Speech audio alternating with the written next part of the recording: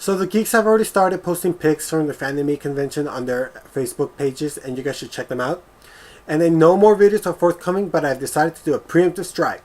I'm going to talk about Fanime too, specifically fan and anime. I'm going to start with the fan. So this is a solid fan. It's 3 speeds. Keeps me cool during the summer. You know, the only drawback is it doesn't rotate this way. But other than that, it's a good fan. You know, if you guys need one, you should pick this one up because it has served me well. Now on to anime. Over the weekend, Toonami returned on Cartoon Network, and that means great anime shows are coming back. I started watching Dragon Ball Z because of Toonami. Funny enough, I was introduced by it through my little brother. I was just entering my teens, he's a little kid. I was like, what's this show you're watching? He's like, oh, you gotta check it out. And I give him all the credit in the world because he was so on the money with it. Kid has good taste. Anyways, Toonami has returned on Saturdays, and I suggest everybody check it out. I'm Mario, this is Thursday on Geeks of the Week, and on to the video. Hey everybody, welcome to another Thursday on Geeks of the Week. So, Steph is missing this week. I mean, literally missing. She was last seen at Fanime. Her last words were, and I quote, "Because if we can't protect the Earth, you can be damn sure we'll cosplay it."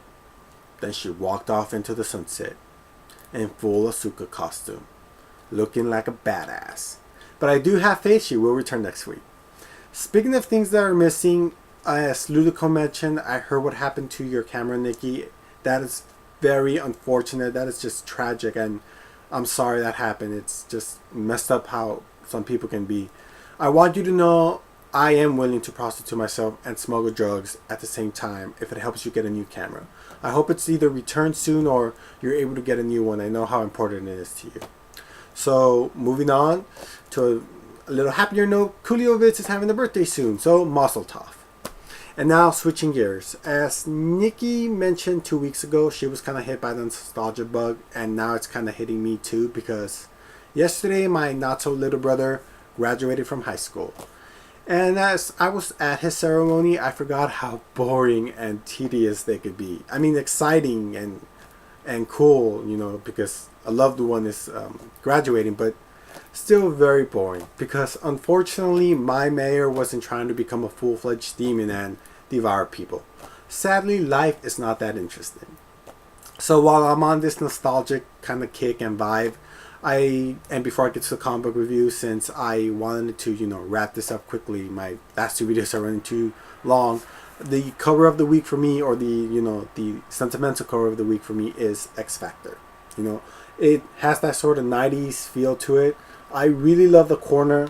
Get it a little closer. The corner where it shows the character heads. It's definitely 90s style. I really miss these kinds of covers. I wish they'd bring them back. Some covers are beautiful in today's comics. Some are kind of, I don't know, but I really like, dig this sort of style. So anyways, on to comic book reviews. It's time for comic book rapid fire, so here I go. Batman issue 9, written by Scott Snyder and art by Greg Capullo. Here the Talons are continuing their assault on the Batcave. Batman finally breaks out and has decided to take the fight to the Court of Owl's home base itself. Scott Snyder's run on Batman has been excellent. It's one of the few books I could count on month after month. I really love the narration of the Talons. They got this sort of relentless vibe going for them. The artwork is beautiful. Batman in his armor and that fight in the Batcave is just a pleasure to watch. It's a really good book. It's a really good art. I highly recommend it. It is 4 stars. Next, it's Nightwing issue 9, written by Kyle Higgins and art by Eddie Barrows. And this is one of the crossovers to the Night of Owls. Before the Talons had invaded the Batcave, Alfred sent out this huge message to the rest of the Bat family that the Talons are targeting these people and they need to protect them.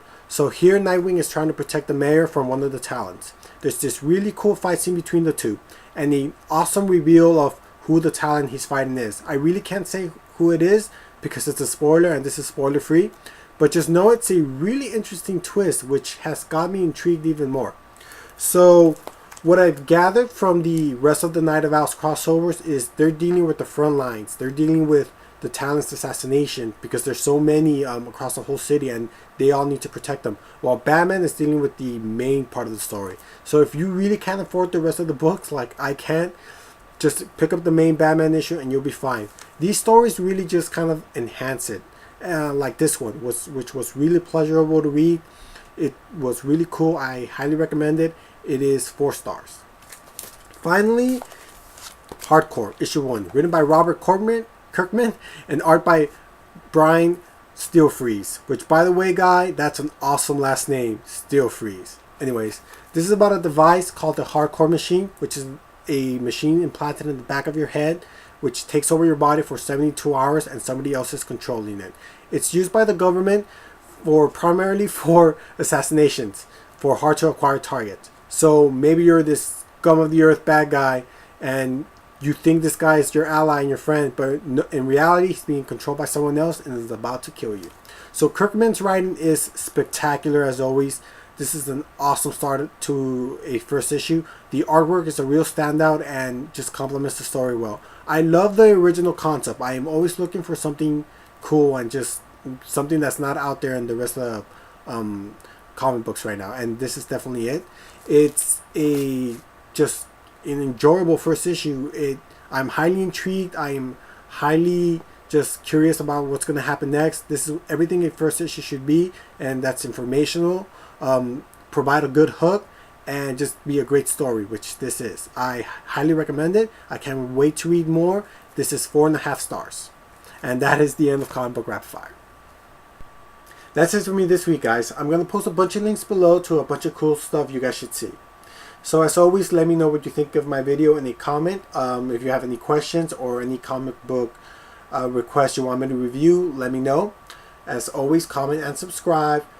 Feel free to send out this video to your friends, even if it's to make fun of me. Like, haha, look at him with his pug shirt. And even though this isn't really a pug shirt, it's more like a self-portrait. This is how I look in the morning. Anyways, and I really like pugs. So, anyways, as always, check out the other more awesome geeks of the week, and I will be back next week. So, catch you later.